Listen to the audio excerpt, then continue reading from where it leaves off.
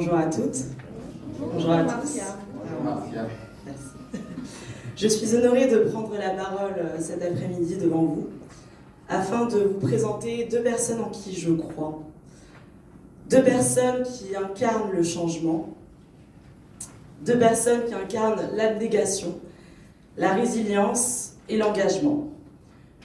Deux personnes qui, j'en suis convaincue, sauront porter les voix de celles et ceux qui ne sont pas entendus. Deux personnes en qui nous pouvons tous nous reconnaître. Sylvain Aubame.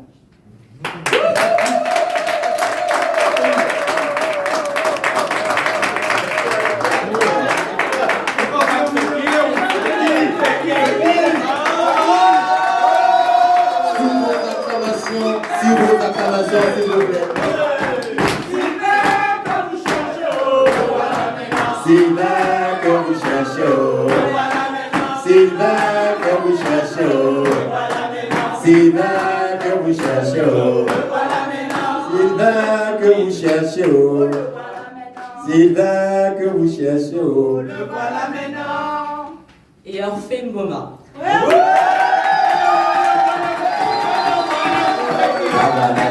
Orphée que vous cherchez, Orphée que vous cherchez, Orphée que vous cherchez. Elle est où? Je n'ai pas bien vu. Orphée que vous cherchez, Orphée que vous cherchez, Orphée que vous cherchez.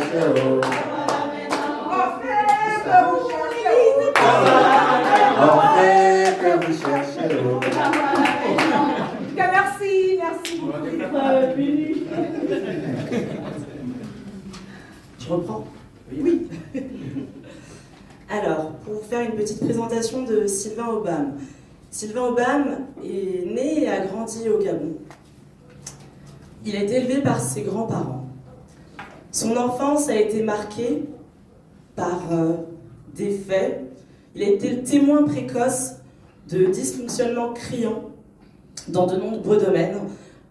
L'absence de développement du Gabon, notamment en matière sanitaire et en matière d'éducation.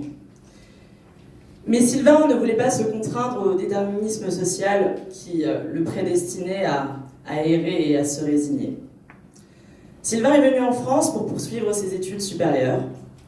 Et là encore, il a été confronté aux réalités du racisme systémique qui ronge la France depuis plusieurs siècles, on va dire. Mais cela ne l'a pas empêché de suivre un parcours académique sélectif, exemplaire. Et c'est ce parcours semé d'embûches et d'obstacles qu'il a su transformer en force et qui ont fondé les bases de son engagement politique. Un tonnerre d'applaudissements pour Sylvain. On acclame. Sylvain Aubame. Que dire d'Orphée? J'aurais tellement à dire.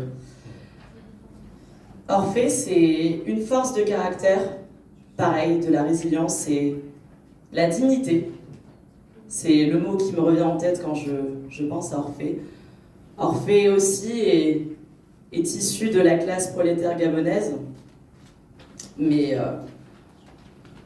sa condition sociale et du moins les conditions dans lesquelles elle a grandi, pareil, n'ont pas obstrué son engagement, bien au contraire, ils l'ont motivé.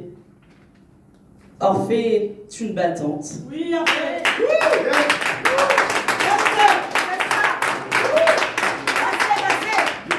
Orphée est une battante, une personne dont la résilience, on va dire, aussi, pareil, parle pour elle aujourd'hui. Et c'est en cela que je crois que ces deux profils sont, selon moi, les deux personnes qui incarneraient le mieux le changement dont notre pays a tant besoin depuis tant d'années. Comment dirais-je? L'engagement politique d'Orphée et de Sylvain ne se résume pas en une faim ou soif de pouvoir, comme certaines personnes pourraient le penser, Bien au contraire, c'est leur parcours, c'est leurs conditions sociales qui les ont menés là où ils sont aujourd'hui. Et je pense que c'est dans cela qu'ils sont les meilleurs pour nous représenter, pour représenter les Gabonais de la diaspora. Il y a aussi un fait qui, selon moi, est une espèce de game changer. Le fait qu'ils aient grandi une partie de leur vie, on va dire, en France, comment dirais-je,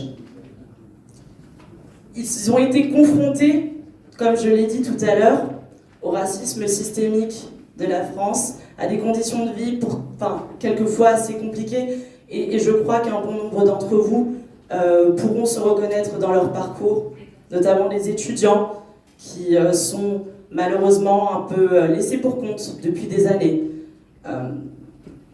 Tous ces petits points-là, tous ces éléments font d'eux des personnes à même de nous représenter et de porter haut les combats et les luttes que les Gabonais, excusez-moi, je perds un peu mes mots. Vas-y, Marcia. Vas-y, Marcia. Un applaudissement pour Marcia, s'il vous plaît. Encouragez-la. C'est une brave. Allez, Marcia, vas-y. Merci, Ahmed. Dont les Gabonais ont besoin. Nous avons besoin de personnes combatives. Nous avons besoin de personnes résilientes. Nous avons besoin de modèles. Nous avons besoin d'exemples. Et je me retrouve en vous.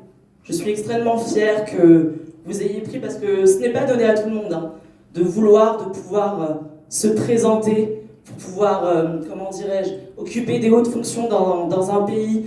Mais vous êtes la preuve que si l'on peut, on veut, on y croit. On est tous derrière vous. Je sais que vous allez gagner. Agitez. Et oui, allez, c'est le courage. C'est le courage. C'est être brave. C'est s'exprimer. C'est donner ses idées. Et nous avons deux représentants qui sont ici avec nous, qui sont des gens valablement courageux pour porter haut les besoins d'une diaspora et d'un pays. Exactement. Ils ne cherchent pas des postes. Ils n'ont pas besoin de postes. Ils n'ont pas besoin de postes, ils ont leur situation, ils sont établis ici en France. Et s'ils prennent leur courage à deux mains justement pour pouvoir se présenter, pour pouvoir prétendre à des postes élevés, c'est parce qu'ils estiment, et à forte raison d'ailleurs, qu'ils sont légitimes, qu'ils sont capables de nous représenter au Gabon. Les Gabonais de la diaspora ont besoin de Orphée et de Sylvain. Ils ont besoin de vous. Nous avons besoin de vous. Nous comptons sur vous. Et c'est pourquoi nous allons encore donner un tonnerre d'applaudissements pour M. Sylvain Obama et Orphée Mboma.